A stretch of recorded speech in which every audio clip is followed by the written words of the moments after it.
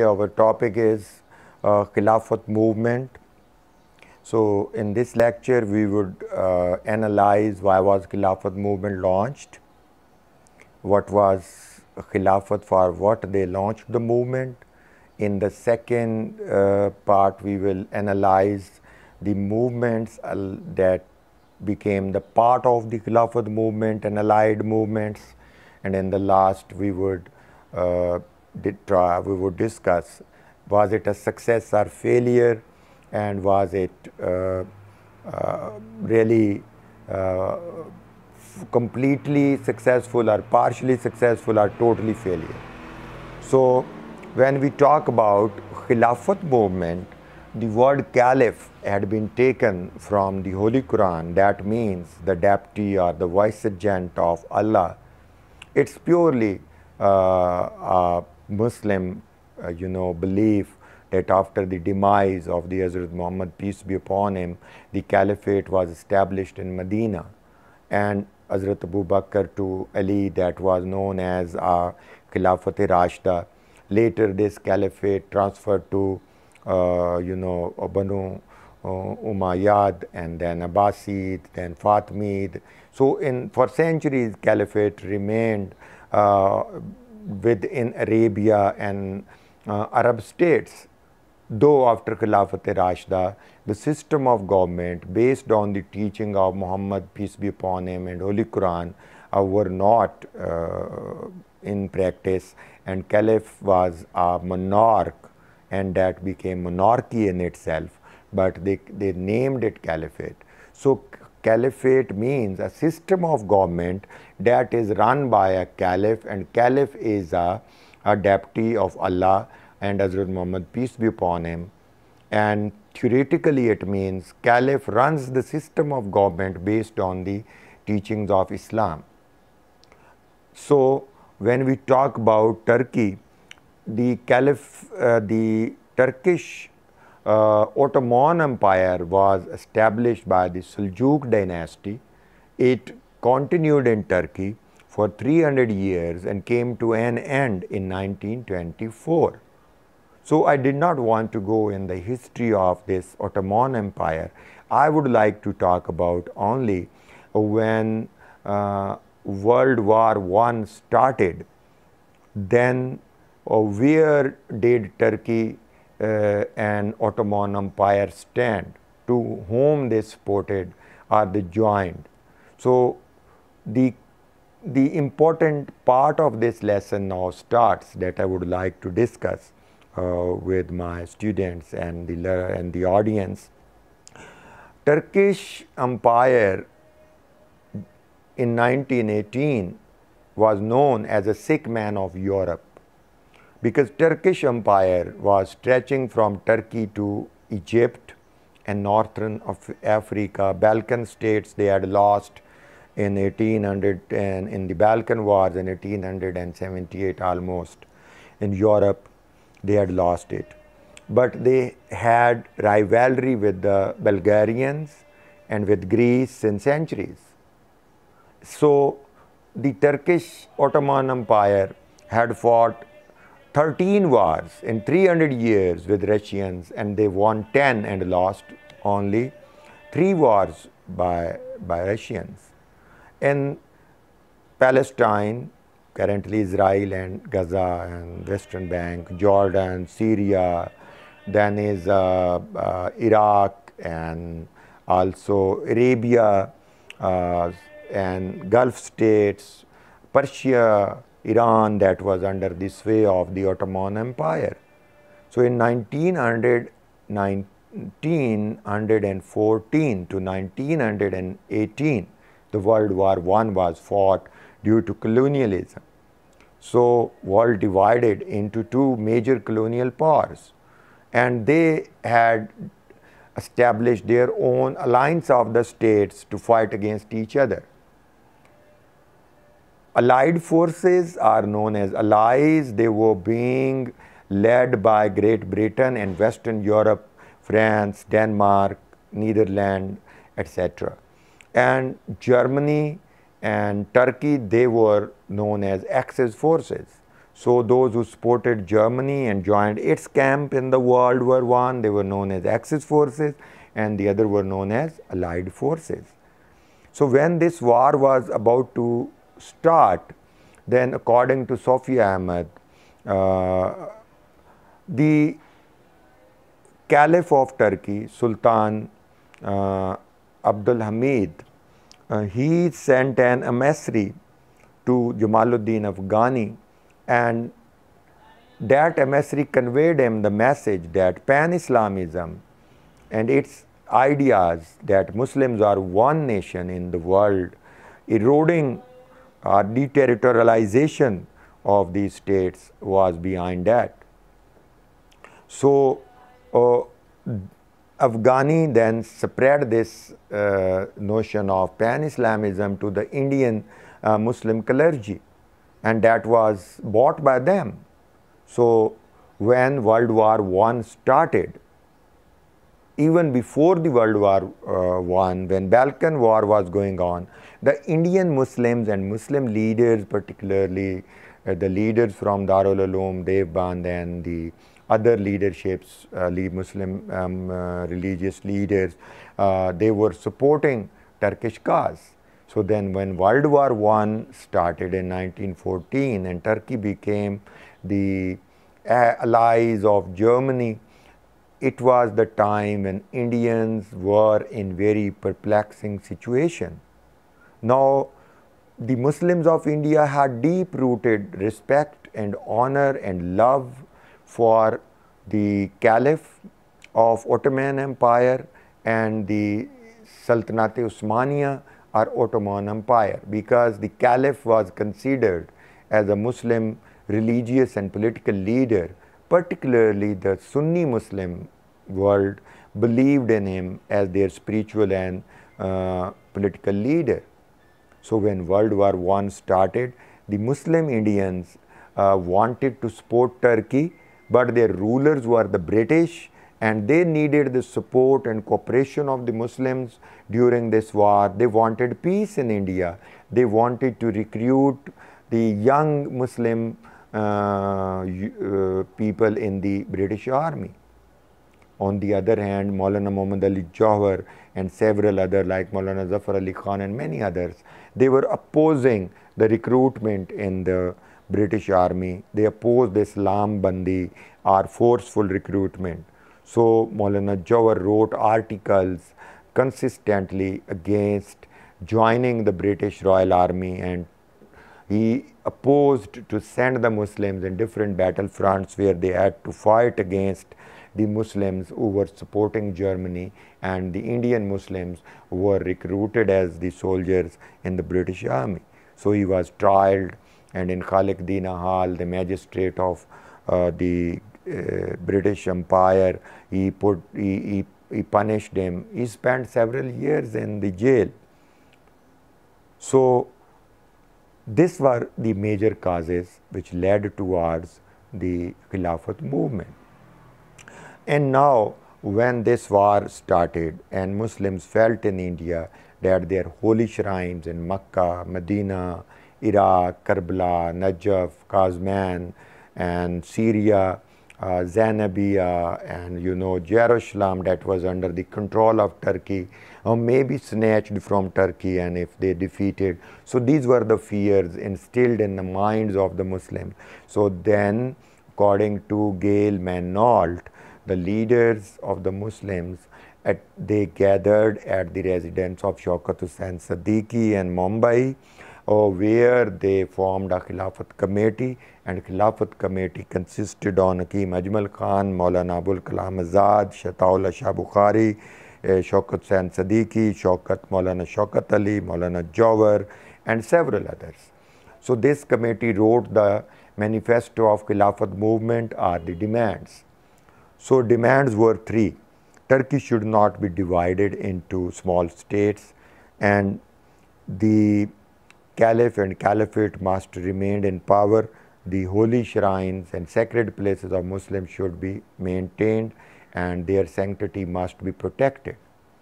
They also decided to send a delegation to meet with Lord Chelmsford. So Maulana Mukhtar Ahmad Ansari, M.A. Ansari, leader from All Indian National Congress, who was one of the major Khilafatists.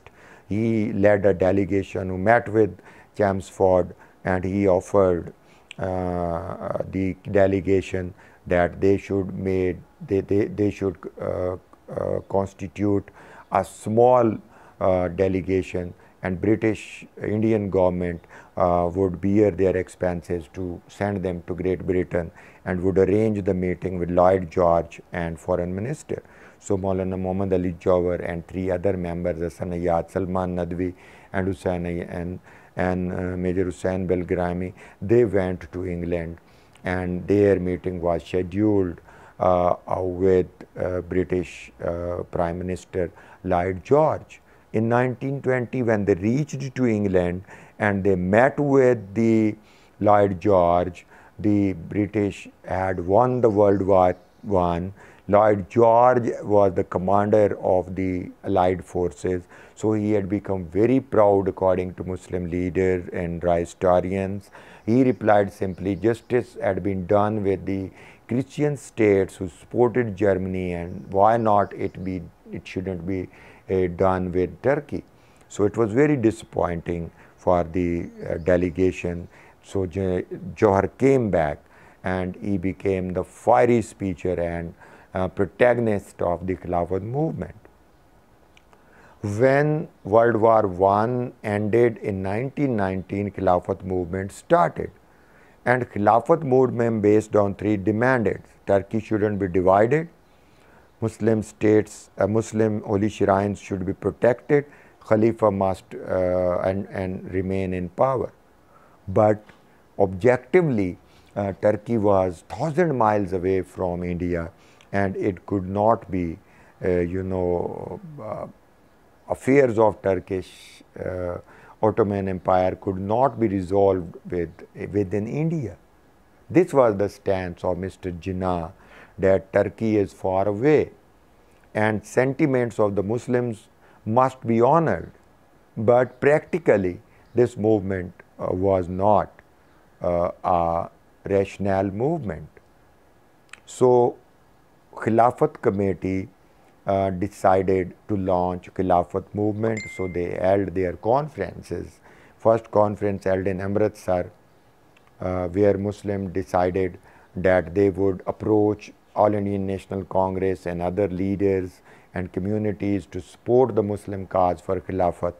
In the second conference, Gandhi came there. Mohan Chand Karamdas Gandhi was novice in Indian politics, recently came from South Africa. In this conference, he presented the idea of non-cooperation movement and Swaraj, full independence of India, based upon 2 major ideas of his philosophy. Ahimsa means non-violence, and Swaraj, full independence. So he presented the idea that Muslim and Hindus must be united. Already they were in unity since 1916, Lucknow Pact, to the beginning of the non-cooperation movement and Khilafat movement. They were united. When Muslim offered unconditional support to Gandhi, Gandhi reciprocated, and he said, we respected the feelings of the Muslims and their religious spirituality and leadership in Turkey, so they joined hands with each other.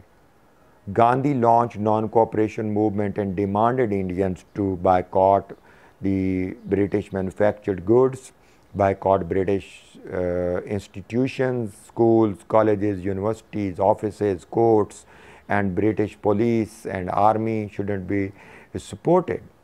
And they also presented the suggestion that returned all the titles conferred to Indians, so that was known as Tark-e-Mawalat, or return of the title. So non-cooperation movement was launched with a vigor and a fervor. The Muslims and Khilafatists, they became one.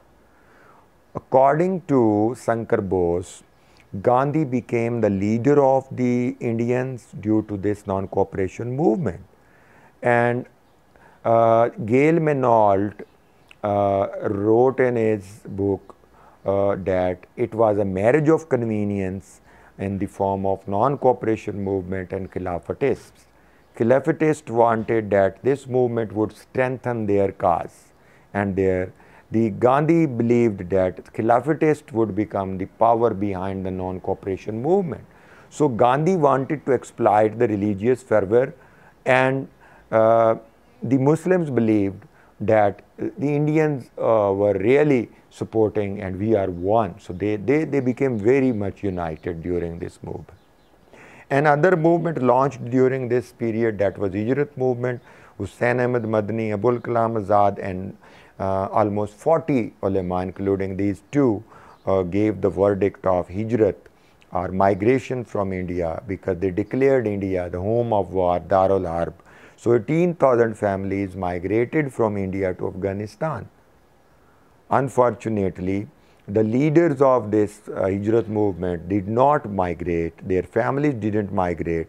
So those migrated, they gave up their home, they sold their properties, they suffered the agonies of the journey that was not very comfortable at that time. So when they reached Afghanistan, they were not welcomed because the Afghans were not in a position to support them. So this movement failed, and it spread disappointment amongst the Khilafatist and the non-cooperation movement.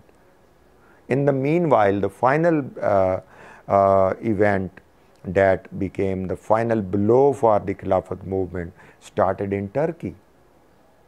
The army of Turkey, after the defeat, divided into two groups. One group organized under the leadership of Asmet İnönü, Rauf Bey, and Colonel Mustafa Kemal Pasha. They were known as the National Liberation Army of Turkey. And they fought against the occupation of Italy in Anatolia. They started their war from Ankara.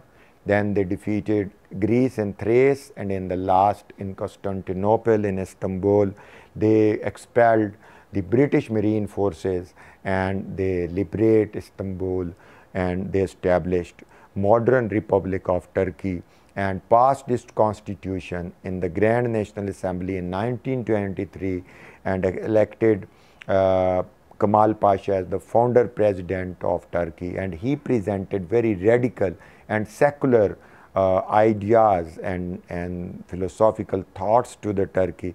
He believed that only secular Turkey could become strongest nation and could join the contemporary civilization of Europe. And he believed that Turkish Ottoman Empire had finished due to religious, clergy and their thoughts. So he wanted to purify Turkey from religious influence. So he eradicated all kind of religious, sort of beliefs, and he tried it. And he abolished caliphate. So Abdul Hamid, who was caliph before World War I, he was replaced by Mehmed due to the Young Turk movement started in Turkey, and he brought constitutional reforms and remained in power, but ultimately his caliphate came to an end in 1924. Now we come up to the topic of this lecture. Why did Khilafat movement fail? Khilafat movement failed because it was a movement based upon sentiments and emotions, and those emotions rooted into religious beliefs. So this movement had practically no value. Politically, it had no value. Jinnah had rightly pointed out that this movement belonged to another country, and their objective situation is entirely different than the Indians and Indian political scenario. So his forecast about non-cooperation movement also came true, which he presented in 1920 in the Nagpur session of Congress that Gandhi's non-cooperation idea, although being bought by the Indians, but it could not become a success. It would fail because no movement could become non-violent. And ultimately it came true when the Chora Chori incident happened in Farrukhabad district in south of India, where the Moplas, who were considered the descendants of the earliest Arabs, and they settled in India, and they claimed that we belong to the Arab Muslims community and the Arab Muslim race. So they were, according to Gail Minault, they were fighting against the British Raj for a longer time. They wanted to liberate India and themselves. But when Khilafat movement started, they joined hands as a Muslims with the Khilafatists also. So during a procession, the clash between the British police and army and the Moplas killed 400 people due to firing. Then Moplas got very violent and they burned police stations and government offices, and martial law was imposed, and the British Empire strictly dealt with them. So movement became violent. Then Gandhi, who was swiftly arrested after non-cooperation movement by Lord Chelmsford and put into prison, he decided to call off the movement due to this violence. Because Khilafat had ended and abolished, Khilafat movement and non-cooperation movement become violent due to Chora Chori incident in Farrukhabad, in Chora Chori village, and Moplas became violent. So Gandhi called it off. The action of Gandhi for calling off the movement is criticized by the Muslim historians that he did not consult with the Muslims and he suddenly called it off. So this was the turning point that created rift and gulf again amongst the Hindu-Muslim unity in this period of Hindu-Muslim unity, started in 16 after Lucknow Pact to 1922 when Khilafat movement was called off and non-cooperation movement called off. Now we come up to this point, what were the significance of the Khilafat movement for Indians and particularly Muslims. As far as when we talk about Khilafat movement and non-cooperation movement as an event, collective event, then it was the golden period. According to Dr. Khalid bin Saeed, it was the peak of the Hindu-Muslim unity, because except Muslim League and Jinnah, all other parties and Muslims, even the supporters of the Muslims in their Muslim League in their personal capacity, were the part of the non-cooperation movement and Khilafat movement. Gandhi, who was a novice politician in the Congress, recently reached India from South Africa. He had become now, Mahatma Gandhi. So the British India and experienced a movement and agitation in the leadership of Mohanchand Karamdas Gandhi. His idea of ahimsa, his idea of struggle against the British rule was bought by the Indians, Muslims and Hindus and Sikh and other communities. So he emerged as a national leader of Indians during this period, and he sold his idea of ahimsa and non-cooperation very successfully, and he continued it till the partition of India.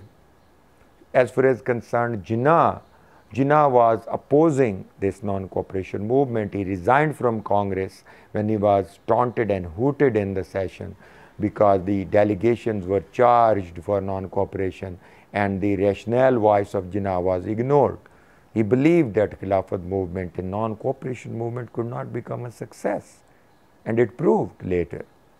So Muslim League and Jinnah remained aloof from both movements. They didn't join it, but in the personal capacity they supported. And third important point with reference to the Muslim community regarding the significance of Khilafat movement, Muslims learned agitation. Muslims learned the art of conveying their message to the British through protest. Khilafat movement produced leadership like Maulana Shaukat Ali, Maulana Jauhar, and Shaukat Ahmad Siddiqui, and several leaders, Ataullah Shah Bukhari and others. The outcome of the Khilafat movement are very important. Muslims divided into different groups. One joined Muslim League, Jauhar and Shaukat Ali joined Muslim League, and their supporters, they became supporters of League, and they played very important role in freedom movement for Pakistan in the leadership, under the leadership of Jinnah. Ataullah Shah Bukhari established his Tehreek-e-Ahrar, and several other leaders like Sayyid Salman Nadwi and those who were part of the delegation who met with Lloyd George, they established their own party and their own religious party. Darul Uloom Deoband decided to support Congress, and they became nationalist Indians, and Muslim League emerged as a Muslim nationalist. So this Khilafat movement was partially successful. This was a small period of Hindu-Muslim unity that never came again in the history of Indo-Pak, and it partially successful. Completely, it could not materialize the idea of protection of the Khilafat movement or Swaraj, freedom of India. Both were partially, achieved. During this movement, the Lord Chelmsford and Montague reforms, which are known as Montague-Chelmsford reforms, they tried to pacify in 1919 this movement, but they couldn't succeed. So it was the result of the Hindu-Muslim unity started in 16, and later it culminated into the form of non-cooperation movement and Khilafat movement. Now, what are the important questions? The important question is, why was it launched? Why was Khilafat movement launched? Khilafat movement was launched to protect the Caliphate of Ottoman Empire and its Caliph, because Muslims had respect and honor, considering Caliph and Caliphate as a center of their spirituality and political leadership. What were its demands? Its major three demands were: Turkey should not be divided into small states, because in 1918, Sèvres Treaty divided the Germany and other states. Treaty of Lausanne further created divisions. So then Muslims were afraid of the results that this would done, and it would done. It was done because Greece occupied Thrace, Italy occupied Anatolia, Caliph was ruling under the auspices of the British Marine Forces, right? And then, Palestine and Iraq, Persia, Jordan, Arabia went into the control of Great Britain. Great Britain also took over the control of Egypt, and Syria was given to France. Balkan state had already, Turkey had lost. So the Khilafat objectives were related to this, based on the fears of the Muslims that after the end of the war, British would not fulfill their promises which they made to Muslims for recruiting the young people in this, their army. So they came true. So partially movement succeeded.